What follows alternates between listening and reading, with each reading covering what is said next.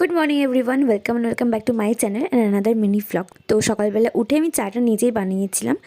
দেন আমি ঠিকঠাকভাবে ঘরটা গুছিয়ে নিয়েছি। তারপর তোমার কাজ হলো যে কাজগুলোকে ঠিকঠাক মতো জল দেওয়া। আর যেহেতু এই শীতের টাইমে অনেক রকমের প্রায় সবজি থাকে, তাই আমি এখন প্রায়ই ভেজিটেবল স্যুপ খাচ্ছি। মোটামুটি বেশ ভালোই লাগে আর বেশ হেলদিও। তো তারপর আমি দোকানে গেছিলাম, দেন দোকান থেকে এসে স্নান টান করে স্কিন কেয়ার করলাম। আর আজকে না আর্থ রিজমের এই লিপ টিনটা এসেছে। এর কালারটা তো ভীষণই ভালো, আর আমি ফার্স্ট টাইম কোনো লিপ টিন্ট ইউজ করলাম, আমার তো বেশ ভালো লেগেছে। আর আজকে এত রোদ বেরিয়েছে, দুদিন ধরে কুয়াশাচ্ছন্ন ছিল চারিদিক, কিন্তু এখন বেশ ভালো লাগছে রোদটা।